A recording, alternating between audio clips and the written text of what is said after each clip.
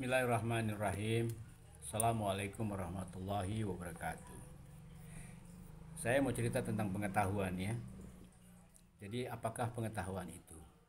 Pengetahuan itu sebetulnya adalah, kita katakan saja, sebuah kualitas yang merubah orang bodoh menjadi bijak. Garis bawahi, merubah. Yang tadinya bodoh kemudian menjadi bijak. Dan pengetahuan ini seperti jalan sebetulnya. Siapa saja boleh menggunakan. Kalau mau silakan, dan kalau mau jalan jalanlah, nanti akan sampai. Jadi pengetahuan juga merupakan satu sarana untuk sampai pada satu tujuan tertentu, yaitu kebaikan ya. Jadi ini penting juga untuk kita menentukan atau mencapai satu tujuan. Artinya ya, pengetahuan itu ada seperti adanya tanah, air, udara, dan api ya. Nah, langkah yang penting itu adalah bagaimana kita mengorganisasikan ya, kemudian mengintegrasikannya, baik untuk tujuan mengkomunikasikan maupun untuk membangun kesadaran bersama, terutama kesadaran diri. Jadi ada dua kualitas orang yang mencari pengetahuan atau mencari ilmu ya. Yang pertama, ada orang mencari ilmu dan pengetahuan untuk pemuliaan diri, untuk kekayaan, dan untuk ketenaran dan seterusnya. Nah, kalau yang seperti itu, maka dia memasuki alam kelaparan. Tetapi ada orang yang mencari ilmu pengetahuan, mencari ilmu tidak untuk tujuan itu, melainkan untuk tujuan kebesaran jiwanya, ketenangan hatinya ya. Nah, orang seperti ini masuk kepada alam kecendekiaan. Jadi ada dua alam yang berbeda ya. Ada orang yang sungguh-sungguh mencari pengetahuan untuk dirinya, untuk peningkatan kualitas diri. Ada juga orang yang mencari pengetahuan untuk mengesankan orang lain ya. Saya nggak tahu siapa orangnya, tapi bahwa fenomena itu ada ya, memang ada ya.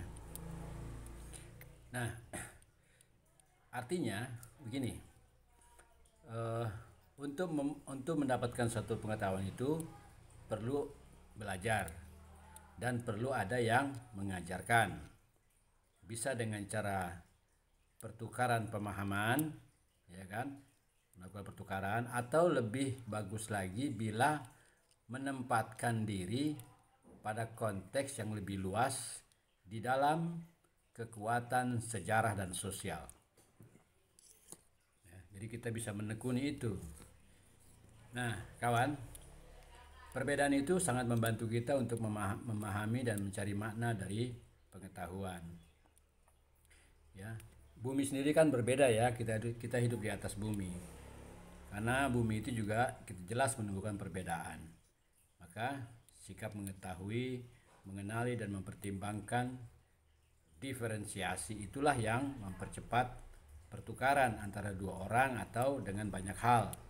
Karena adanya perbedaan-perbedaan tadi ya kan, yang saling belajar ya, guru dan murid gitu, kawan diskusi, atau siapa saja yang terlibat untuk menyusun, memfungsikan, dan menggugat kembali masalah pemahaman dirinya sendiri. Kalau orang mencari ilmu ya, membaca buku, itu jangan salah paham ya, bukannya untuk menumpuk pikiran, menyesakkan kepala kita ini dengan berbagai pengetahuan. Justru kita belajar pengetahuan, mencari ilmu itu untuk mengosongkan kepala kita dari pengetahuan-pengetahuan yang tidak penting dan tidak substansial gitu. Jadi jangan sampai terganggu hal-hal yang tidak penting, sehingga dengan demikian pikiran kita menjadi jernih. Pikiran manusia ini kan pada dasarnya jernih ya, cuman seringkali menjadi keruh karena terlalu banyak pemikiran dan terlalu banyak keinginan gitu. Terlalu banyak teori lah gitu ya, teorinya ruwet banget gitu. Jadi sekarang begini saja, karena ada perbedaan ya, dan kita tahu pengetahuan itu tidak ada batasnya ya, kita tidak tahu di mana batasnya pengetahuan gitu. Yang penting adalah kita terbuka terhadap wawasan ya. Seperti bumi kan tadi, walaupun banyak perbedaan, dia tetap terbuka ya. Bunga, buah, dan ketumbuhan tuh, keteduhan itu tumbuh di mana-mana ya kan. Jadi terbukalah terhadap kritik, terbukalah terhadap ilmu. Kalau orang menyatu dengan wawasan, ya kalau orang terbuka dengan wawasan, maka dia akan menyatu dengan wawasan itu. Nah, kawan, ilmu itu lebih penting daripada materi. Kalau kita mau membuat urutannya ya. Sebab Imam Ali mengatakan, sabda Imam Ali,